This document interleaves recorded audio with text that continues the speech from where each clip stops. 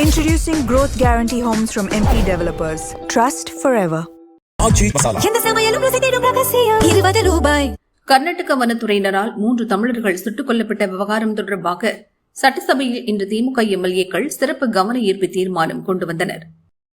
மாண்புமிகு பேரவைத் தலைவர் அவர்களே, கர்நாடக மாநிலம் சாம்ராஜ் நகர் மாவட்டத்தில் மரியமங்கலம் வனப்பகுதியில் கரடிக்குட்டா வனப்பகுதியில் 15/8/2026 அன்று காவிரி வனவிலங்கு சரணாலயத்தில் கர்நாடக வனத்துறையினால் நடத்தப்பட்ட துப்பாக்கி சூட்டில் தமிழகத்தில் பூர்வீகமாக கொண்ட கர்நாடகாவில் ஹன்னூர் தாலுகா தோமையார் பாளையம் கிராமத்தைச் சேர்ந்த அந்தோணிசாமி தகப்பன் பெயர் பெரியநாயகம், ஜான் ரோஸ் பீட்டர் தகப்பன் பெயர் யாக்கோப், குமார் தகப்பன் பெயர் சபரியப்பன் ஆகியோர் உயிரிழந்தனர்.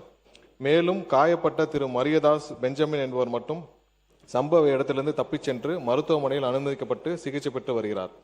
கர்நாடகாவின் சாம்ராஜ் நகர் மாவட்டத்தில் உள்ள ஹன்னூர் தாலுகாவில் சுமார் 75 ஆண்டுகளுக்கு முன்பாக தமிழகத்திலிருந்து புலம்பெயர்ந்து சில தமிழ் குடும்பங்கள் வசித்து வருகின்றனர். சம்பவ நாளான ஆகஸ்ட் 15 அன்று காவிரி வனவிலங்கு சரணாலயம் வனப்பகுதியில் வனத்துறையினரின்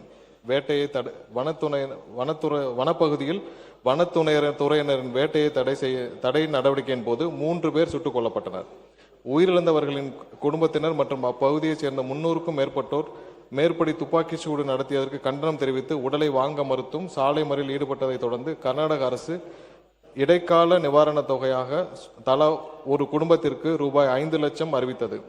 மேலும் மேற்படி சம்பவம் குறித்து கர்நாடக அரசு துறையினர் சாலை மறியலில் ஈடுபட்ட மக்களிடம் பேச்சுவார்த்தை நடத்தி உரிய விசாரணை நடத்தப்படும் என்று கூறியதன் அடிப்படையில் இறந்தவர்களின் உடல்கள் உடற்கூறாய்வுக்கு பின்பு 17/8/2026 அன்று அக்குடும்பத்தினரும் ஒப்படைக்கப்பட்டு இறுதி சடங்கும் நடைபெற்றன. வனத்துறையினர் துப்பாக்கி சூட்டு சம்பவம் குறித்து முறையான நீதி விசாரணைக்கு மாண்புமிகு கர்நாடக முதலமைச்சர் அவர்கள் உத்தரவிட்டுள்ளார். துப்பாக்கி சூடு நடந்ததற்கு சரியான நிகழ்வுகள், முதலில் சுட்டது யார் மற்றும் வனத்துறையை வன்முறையை பயன்படுத்தியது நியாயமானதா என்பது குறித்து மாஜிஸ்ட்ரேட் தலைமையிலான விசாரணை குழு ஆய்வு செய்யும் என்று கர்நாடக முதல்வர் தெரிவித்துள்ளார். மேலும் விசாரணைக்கு பிறகு உயிரிழந்தவர்களின் குடும்பங்களுக்கு கூடுதல் இழப்பீடு வழங்கப்படும் என்றும் அதற்கான விவரங்கள் இறுதி செய்யப்பட்டு வருவதாகவும் கர்நாடக அரசு உறுதியளித்துள்ளது. பாதிக்கப்பட்ட குடும்பத்தினரின் புகாரின் பேரில் சம்பந்தப்பட்ட வனத்துறை அதிகாரிகள் மீது ஹன்னூர் காவல்துறையினரால் BNS 103(1) கீழ் முதல் தகவல் அறிக்கை பதிவு செய்யப்பட்டுள்ளது.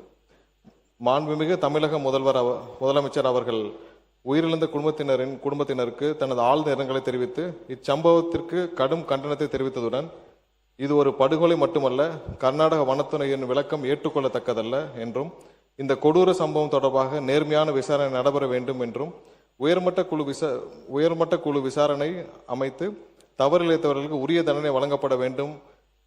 பாதிக்கப்பட்டவர்களின் குடும்பத்தினருக்கு தேவையான அனைத்து உதவிகளையும் கர்நாடக அரசு வழங்க வேண்டும் எனவும் இதுபோன்று இனி ஒரு சம்பவம் நடக்காமல் இருக்க கர்நாடக அரசு உரிய நடவடிக்கை மேற்கொள்ள வேண்டும் என்று வலியுறுத்தியுள்ளார் என்ற விவரத்தை தங்கள் வாயிலாக தெரிவித்துக் கொள்கிறேன். அத்துடன் மாண்புமிகு பேரவைத் தலைவர் அவர்களே, உலகமெங்கிலும் இருக்கும் தமிழர்களுக்கு, ஒட்டுமொத்த தமிழர்களுக்கான ஒரே நம்பிக்கை நம்முடைய தமிழக முதல்வர் அண்ணன் விஜய் அவர்கள் மட்டுமே. இந்த தமிழர்களுக்கு எந்த விதத்திலும் எங்கே தீங்கு ஏற்பட்டாலும் முதல் குரலாக முதல்வரின் குரல் கண்டிப்பாக இருக்கும். ஒரு சில பேருக்கு திடீர் தமிழ் பாசம், தமிழர்கள் பாசம் இருக்கும். அதெல்லாம் இந்த நம்மளுடைய வரலாற்றில் ஏற்கனவே பார்த்ததுதான். 2009 3 மணி நேர ஒரு அடையாள உண்ணாவிரத நாடகம், அதை தொடர்ந்து நடைபெற்ற கேள்விகளில் மழை விட்டாலும் தூவானம் விடவில்லை என்று பதில் போன்று இல்லாமல் கண்டிப்பாக 100% தமிழர்களுக்கு எங்கு எந்த தீங்கு ஏற்பட்டாலும் முதல் குரல் முதல்வருடைய குரல் இருக்கும் என்பது கருத்துமில்லை. அதில் எந்த மாற்று கருத்தும் இல்லை தெரிவித்துக் கொள்கிறேன். அமைச்சர் அவர்கள் உட்காருங்க, பேசுறதுக்கு உட்காருங்க.